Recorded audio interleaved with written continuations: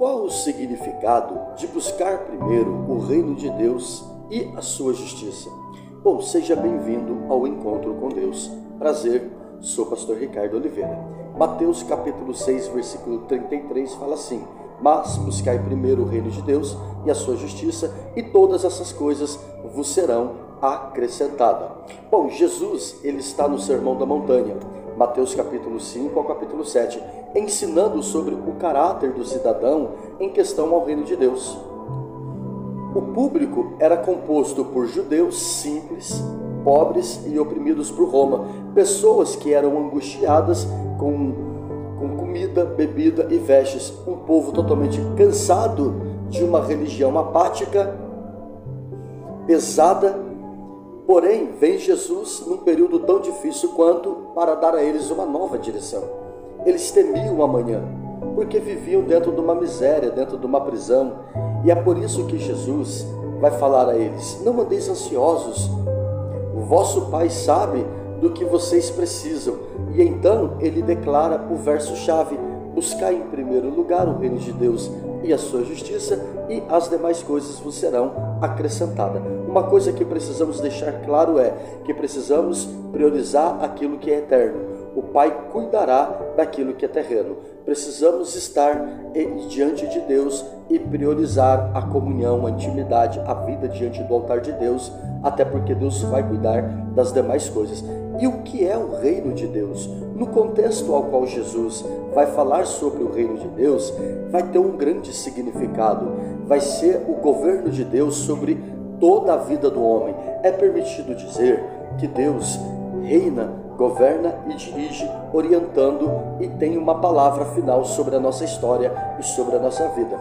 Viver debaixo da vontade de Deus é deixar claro que estamos totalmente sendo governados por Ele, estamos totalmente sendo condicionados ou dirigidos por Ele. Não é um lugar somente físico, mas é um lugar de um domínio espiritual. Lucas 17, 21, Jesus deixa claro quando ele fala sobre isso. Ele fala: o reino de Deus está dentro de vós, já falando daquilo que foi implantado em nós. E colocar Deus no centro de tudo é deixar claro que é Ele quem tem o governo, é Ele quem domina, é Ele quem dá todas as diretrizes, é Ele quem dá todas as direções, é Ele quem conduz tudo e todas as coisas. O reino de Deus, ele só acontece quando nós obedecemos e estamos então acessíveis à vontade de Deus, acessíveis à vontade do Senhor. O que é a justiça? Bom, não está falando aqui da justiça do homem, não é vingança, não é cada um recebe o que merece, não tem nada a ver com isso. A justiça de Deus, na maneira correta, é viver segundo a vontade de Deus e segundo a obra de Deus. A justiça de Deus, ela envolve o seguinte, tá? Viver uma vida alinhada com a palavra. A primeira coisa que precisamos compreender e entender dentro de todo esse contexto é que a nossa vida precisa estar vinculada à palavra de Deus. Precisamos buscar agradar a Deus mais do que qualquer outra pessoa, homem, pai, mãe, filho, esposa, não importa.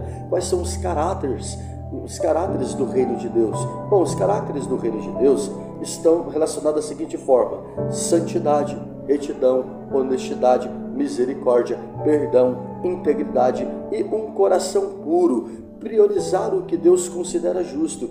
E isso é totalmente diferente do que o mundo vê como prioridade. O mundo lá fora trata algumas coisas como prioridades, aquilo que vem resolver os seus problemas financeiros, crises, enfim, seja lá o que for. Mas no reino de Deus, precisamos compreender e entender uma coisa importante: é que nós estamos relacionados à vontade de Deus, de acordo com o propósito de Deus, guiados pela pessoa do Espírito Santo, para vivermos de acordo com o que é estabelecido por Deus. O que é o significado então desse verso? Bom, se você colocar Deus no centro, na prática, tudo que faltará será acrescentado. É simples e fácil. Precisamos aprender a entender que a total dependência de Deus é colocar Ele acima de todas as coisas. É prioridade e não é exclusividade somente. Não é orar só de manhã, não. É orar de manhã, de tarde, de noite, sempre que houver oportunidade. Não é só ir à igreja aos finais de semanas. É ser igreja todos os dias, 7 dias por semana, é você ser igreja na sua casa, ser igreja no serviço, ser igreja na rua, ser igreja na igreja, tá? Ler a Bíblia, quando dá, não é uma coisa muito óbvia a ser feito.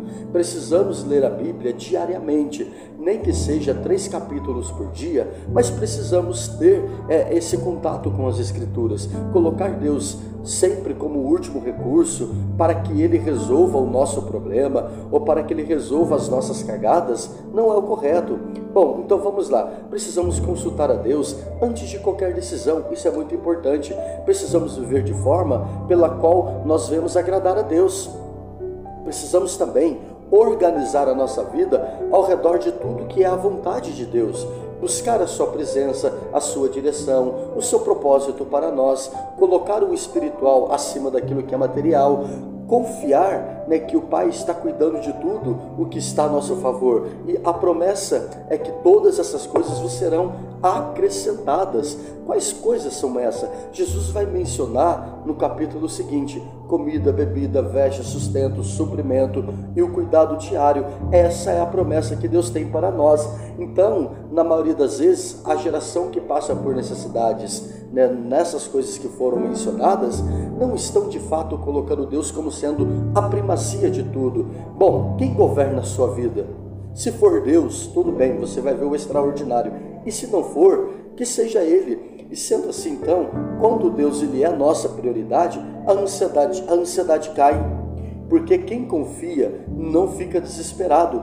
Quando Deus governa, a provisão vem. Onde há o reino de Deus, a provisão de Deus. Quando se busca a justiça de Deus, as portas certas se abrem a nosso favor. Deus não abençoa a injustiça, mas honra quem anda na verdade.